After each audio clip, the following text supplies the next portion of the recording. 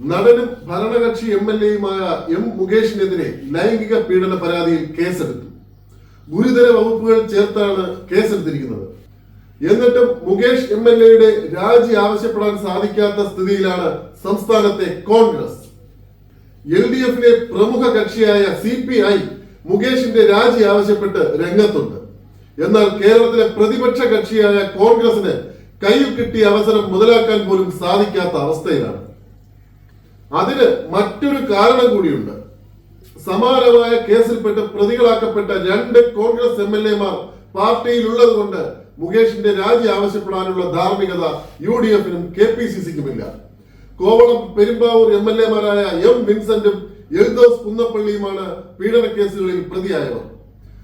പീഡനക്കേസുകളിൽ പ്രതിയാക്കപ്പെടുന്ന ജനപ്രതിനിധികൾ രാജിവെക്കുന്ന കീഴ്വഴക്കമില്ലെന്ന ന്യായമാണ് രാഷ്ട്രീയ പാർട്ടി നേതാക്കൾ പറയുന്നത്.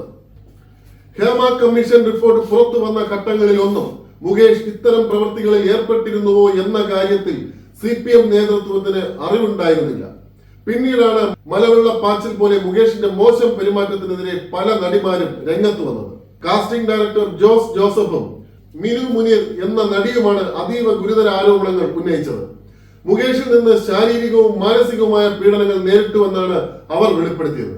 ഇക്കഴിഞ്ഞ ദിവസം ചേർന്ന CPM കൊല്ലം ജില്ലാ സെക്രട്ടേറിയറ്റിലും മുകേഷിനെതിരെ രൂക്ഷ വിമർശനം ഉയർന്നിരുന്നു. PK ഗുരുദാസൻ ഉൾപ്പെടെയുള്ള മുതിർന്ന നേതാക്കളാണ് മുകേഷിനെതിരെ കടുത്ത ഭാഷയിൽ വിമർശിച്ചത്. കോൺഗ്രസിന്റെ 2 MLA-മാർ ബലാത്സംഗ കേസുകളിൽ പ്രതിസ്ഥാനത്ത് നിൽക്കുമ്പോൾ മുകേഷിന്റെ രാജി ആവശ്യപ്പെടാനുള്ള ധാർമ്മികത പ്രതിപക്ഷ നേതാവിനോ KPCC പ്രസിഡന്റിനോ ഇല്ലെന്നതാണ് CPM-ന്റെ ഏക ആശ്വാസം. ഹേമ കമ്മീഷൻ റിപ്പോർട്ടിലെ മറച്ചുവെച്ച ഭാഗങ്ങളിൽ കുറ്റക്കാരായവരുടെ പേര് വിവരങ്ങൾ പുറത്തുവിടണം എന്നാവശ്യപ്പെട്ടാണ് കോൺഗ്രസ് സമരം പ്രഖ്യാപിച്ചിരിക്കുന്നത്. കൊല്ലം DCC-യുടെ നേതൃത്വത്തിൽ മുകേഷിന്റെ രാജി ആവശ്യപ്പെട്ട് പ്രകടനം നടത്തിയതൊഴിച്ചാൽ കാര്യമായ പ്രതിഷേധമൊന്നും പാർട്ടി നടത്താൻ തയ്യാറായിട്ടില്ല. എറണാകുളം പേട്ട സ്വദേശിയും അധ്യാപികയുമായ യുവതി നൽകിയ ലൈംഗിക പീഡന പരാതിയുടെ അടിസ്ഥാനത്തിലാണ് പെരുമ്പാവൂർ MLA എൽദോസ് കുന്നപ്പള്ളിക്കെതിരെ പീഡന കേസ് രജിസ്റ്റർ ചെയ്തത്. 2022 ഒക്ടോബറിലായിരുന്നു എൽദോസിനെതിരെ പരാതി വന്നത്. MLA വിവാഹ വാഗ്ദാനം നൽകി നിരവധി തവണ ലൈംഗിക പീഡനം നടത്തിയതായി യുവതി മജിസ്ട്രേറ്റിന് മൊഴി നൽകിയിരുന്നു. കോവളം പോലീസാണ് കേസ് രജിസ്റ്റർ ചെയ്തത്. മുൻകൂർ ജാമ്യം ലഭിച്ചത് കൊണ്ട് ജയിലിൽ കിടക്കേണ്ടി വന്നില്ല അദ്ദേഹത്തിന്. ബാലരാമപുരം സ്വദേശിയായ വീട്ടമ്മയെ പീഡിപ്പിക്കാൻ ശ്രമിച്ചുവെന്ന കേസിലാണ് കോവളം MLA വിൻസെന്റ് അറസ്റ്റിലായത്. 2017 ജൂലൈയിലാണ് അറസ്റ്റ് ഉണ്ടായത്. 1 മാസത്തോളം അദ്ദേഹം ജയിലിൽ കിടന്നു. പീഡനത്തിനിരയായ വീട്ടമ്മ അമിതമായി ഗുളിക കഴിച്ച് ആത്മഹത്യയ്ക്കും ശ്രമിച്ചു. ഈ സമയം ഇവരുടെ ഭർത്താവ് വീട്ടിലില്ലായിരുന്നു. ഭർത്താവ് എത്തുമ്പോഴേക്കും വീട്ടമ്മ അവശയായിരുന്നു. ഉടൻ തന്നെ നെയ്യാറ്റിൻകരയിലെ സ്വകാര്യ ആശുപത്രിയിൽ പ്രവേശിപ്പിച്ചു.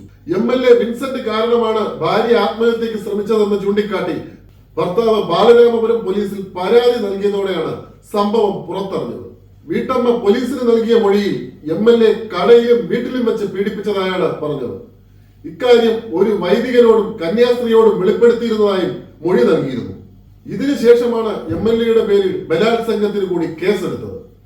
നടി മീനു മുനിയർ കോൺഗ്രസിന്റെ അഭിഭാഷക സംഘടനയുടെ പ്രസിഡന്റ് VS ചന്ദ്രശേഖരനെതിരെയും മോശം പെരുമാറ്റം ആരോപിച്ചിരുന്നു. ചലച്ചിത്ര അക്കാദമി ചെയർമാൻ രഞ്ജിത്തും അമ്മ ജനറൽ സെക്രട്ടറി സിദ്ദിഖും രാജിവെച്ചിട്ടും ചന്ദ്രശേഖരൻ സ്ഥാനമൊഴിയാൻ തയ്യാറായിരുന്നില്ല. ഉചിതമായ സമയത്ത് പാർട്ടി തീരുമാനം എടുക്കുമെന്ന് പ്രതിപക്ഷ നേതാവ് VD സതീശൻ പറഞ്ഞെങ്കിലും അന്നേരം നടപടിയൊന്നും ഉണ്ടായില്ല. പിന്നീട് ഇന്ന് രാവിലെയാണ് അദ്ദേഹം ഈ ഔദ്യോഗിക സ്ഥാനങ്ങളെല്ലാം ഒഴിഞ്ഞത്.